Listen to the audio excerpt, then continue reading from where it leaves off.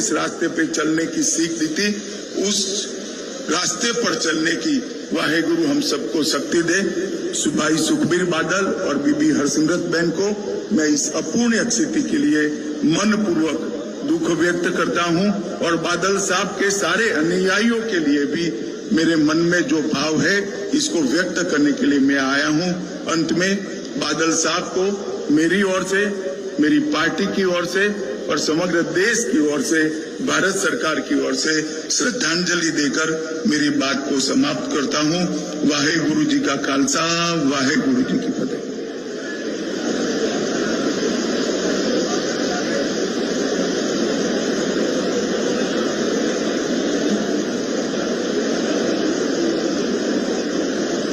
बादल साहब का जाना समूचे देश के लिए बहुत बड़ी क्षति है। सिर्फ सरदार सुखबीर और बीबी हरसिमरत जी के लिए नहीं, पूरे देश के लिए क्षति है और मेरे जैसे सार्वजनिक जीवन के कई कार्यकर्ताओं के लिए भी ये अपूर्णीय क्षति है। आज दशम गुरु के चरणों में मैं यही प्रार्थना करना चाहता हूं कि बादल साहब के जीवन से हम सब प्रेरणा लें और उन्होंने जिस रास्ते पे चलने की सीख दी थी, उस रास्ते पर चलने की वाहे गुरु हम सबको शक्ति दे।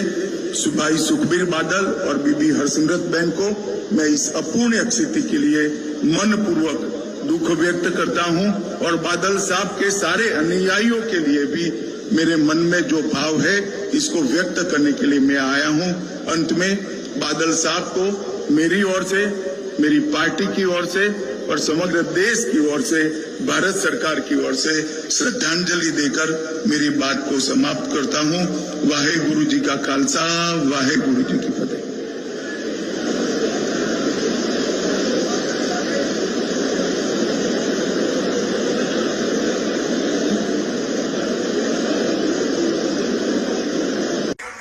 माननको को सिद्ध करने वाले महापुरुष को खोया है। इतना लंबा सार्वजनिक जीवन, 70 साल का सार्वजनिक जीवन के बाद व्यक्ति चला जाए और पीछे कोई भी दुश्मन न हो, ऐसा अजात शत्रु जैसा जीवन बादल साहब के बिना कोई नहीं जी सकता। ये मेरे मन से मैं मानता हूं। मैं अनेक बार बादल साहब को मिला हूं, जब भी मिला कुछ सीख पाकर गया, जब भी मिला चेतना प्राप्त कर गया। इन्होंने हमेशा सच्चा रास्ता दिखाने का प्रयास किया। दल तो हमारे दो अलग थे, परंतु हमेशा उन्होंने वो ही कहा जो मेरे दल के लिए भी सही था। इतनी पारदर्शिता के साथ राजनीतिक जीवन में सलाह देना ये महामानव के सिवा कोई नहीं कर सकता।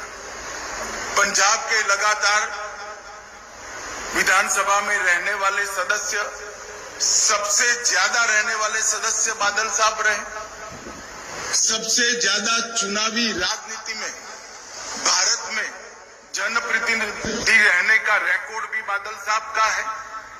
5 बार पंजाब के मुख्यमंत्री बने और मैं रिकॉर्ड के आधार पर कह सकता हूं, नए पंजाब की नींव डालने का काम श्री प्रकाश सिंह बादल ने किया। सरदार प्रकाश सिंह बादल के जाने के साथ ही भाईचारे का सरदार चला गया।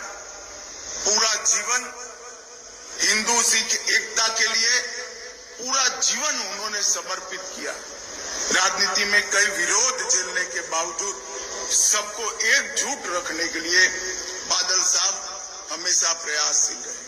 अभी सरदार सुखबीर जी बता रहे थे, बादल गांव में मंदिर भी बादल साहब का बनाया हुआ है, मस्जिद भी बादल साहब की बनाई हुई है और गुरुद्वारा भी बादल साहब का बनाया हुआ है। साच अर्थ में ऐसे व्यक्ति को दिया लेकर भी ढूंढेंगे तो देश के राजनीतिक जीवन में, सामाजिक जीवन में कभी भी नहीं मिल पाएगा। 1970 से लेकर आज तक जब भी देश के लिए खड़ा होने का मौका आया, बादल साहब ने कभी पीठ नहीं दिखाई। सार्वजनिक जीवन में सबसे लंबा समय जेल के अंदर रहकर सिद्धांतों के लिए, पंथ के लिए संघर्ष करने वाला कोई व्यक्ति था तो सरदार प्रकाश सिंह बादल थे। इमरजेंसी की बात हो, मैं तो बहुत छोटा बच्चा था मगर मेरे पार्टी के बड़ों से मैंने सुना अकाल प्रकाश सिंह बादल अकाली दल में चट्टान की तरह इमरजेंसी के खिलाफ खड़े रहे, लोकतंत्र की रक्षा के लिए। कारगिल युद्ध हो, कोई भी लड़ाई हो या आतंकवाद की परछाई हो, हर जगह पे बादल साहब ने आसमान जितने ऊंचे व्यक्तित्व को ढाल की तरह देश के हितों के साथ खड़ा पाया। बादल साहब का जाना समूचे देश के लिए बहुत बड़ी क्षति है। सिर्फ सरदार सुखबीर और बीबी हरसिमरत जी के लिए नहीं, पूरे देश के लिए क्षति है और मेरे जैसे सार्वजनिक जीवन के कई कार्यकर्ताओं के लिए भी ये अपूर्णीय क्षति है। आज दसम गुरु के चरणों में मैं यही प्रार्थना करना चाहता हूं कि बादल साहब के जीवन से हम सब प्रेरणा लें और उन्होंने जिस रास्ते पे चलने की सीख दी थी उस रास्ते पर चलने की वाहेगुरु हम सबको शक्ति दे। भाई सुखबीर बादल और बीबी हरसिमरत बहन को मैं इस अपूर्णीय स्थिति के लिए मनपूर्वक दुख व्यक्त करता हूं और बादल साहब के सारे अनुयायियों के लिए भी मेरे मन में जो भाव है इसको व्यक्त करने के लिए मैं आया हूं। अंत में बादल साहब को मेरी ओर से, मेरी पार्टी की ओर से और समग्र देश की ओर से, भारत सरकार की ओर से श्रद्धांजलि देकर मेरी बात को समाप्त करता हूं। वाहे गुरु जी का खालसा, वाहे गुरु जी की फतेह।